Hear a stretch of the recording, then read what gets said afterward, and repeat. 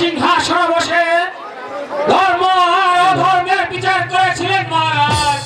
করেছিলেন না মহারাজ? হ্যাঁ করেছিলাম মহারাজ। অধর্ম দিয়ে গেছে আপনাকে অভিশাপ, আর ধর্ম দিয়ে গেছে আপনাকে আশীর্বাদ। আপনি বলেছিলেন যত বাধাই আসুক, যত দুর্যোগ আসুক, আর যত বিপত্তি আসুক না কেন, আমি এই ধর্মকে আগলে রেখে এই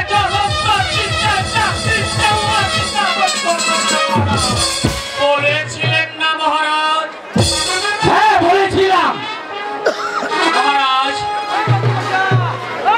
এখন যদি আপনি দ্বিতীয় দান গ্রহণ না করেন, তাহলে ধর্ম কর্ম সব নষ্ট করে যাবে মহারাজ। মন্ত্রী জং বাহাদুর,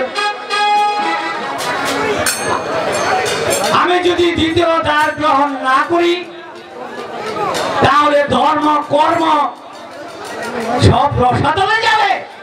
মহারাজ, সব রসাতলে যাবে মহারাজ। মন্ত্রী জং বাহাদুর, এই বৃদ্ধ বয়সে কেই আমাকে কন্যা দান করবে, আর আমি বা কেমন করে দ্বিতীয় দান গ্রহণ করব?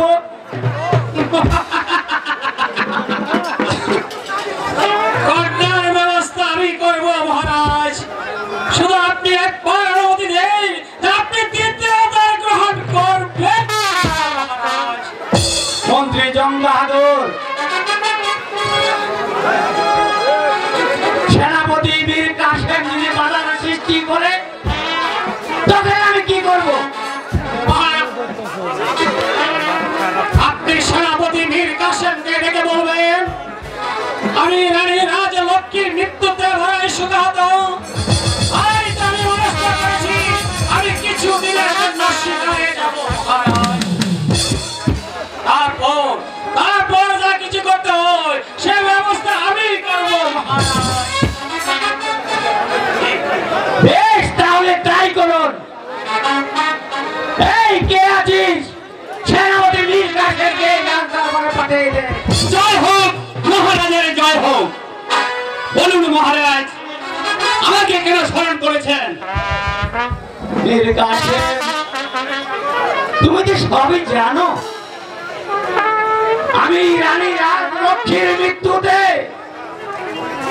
আদিতে আমি ভেঙে পড়েছি, তাই তো মনস্থির করেছি আমি কিছুদিনের জন্য শিকারে যাত্রা করব। মহারাজ, শিকারে যাবেন ভালো কথা। আপনি শুধু আমাকে একটি বার আদেশ দিন, আমি 10,000 সৈন্য নিয়ে আমি আগামীকালকে শিকারে যাত্রা করব। না মীর কাসেম, আমার সঙ্গে তুমি শিকারে যেতে পারবে না। মহারাজ, আমি আপনার প্রধান সেনাপতি হয়ে আমি আপনার সঙ্গে শিকারে যেতে পারবো না। আমি কি একটি বার জানতে পারি আপনার সঙ্গে কে শিকারে যাবে? মীর কাসেম, আমার সঙ্গে শিকারে যাবে ওই মন্ত্রী জং বাহাদুর। মহারাজ, এ আপনি কি বলছেন মহারাজ? আমি সেনাপতি হয়ে আমি আপনার সঙ্গে শিকারে যেতে পারবো না। শিকারে যাবে ওই মন্ত্রী জং বাহাদুর। হ্যাঁ মীর কাসেম, এতে তুমি কোনো দুঃখ করো না। তবে আমি শিকার থেকে ফিরে আসা না পর্যন্ত এই রাজ্যটাকে তোমাকেই পরিচালনা করতে হবে। মহারাজ, আমি আপনার অদম সেনাপতি, আমার দ্বারা কি সম্ভব হবে আপনার এই বিশাল রাজ্য পরিচালনা করতে? আমি জানি মীর কাসেম, তুমি পারবে এই রাজ্য পরিচালনা করতে। এবার যাও মীর কাসেম, তুমি বিশ্রাম করে গিয়ে। বেশ, আমি তাই যাচ্ছি মহারাজ। তবে যাওয়ার পূর্বে আপনার অনুমতি পেলে আমি মন্ত্রী জং বাহাদুরকে দিয়ে একটি কথা বলতে চাই। বেশ, তাই বলো। শুনুন মন্ত্রী জং বাহাদুর, মহারাজকে নিয়ে শিকারে যাচ্ছেন ভালো কথা, ঠিক যে তবে শিকারে নিয়ে যাবেন তেমন নিয়ে প্রাণ থাকবেন। এর অন্যথা কিছু হলে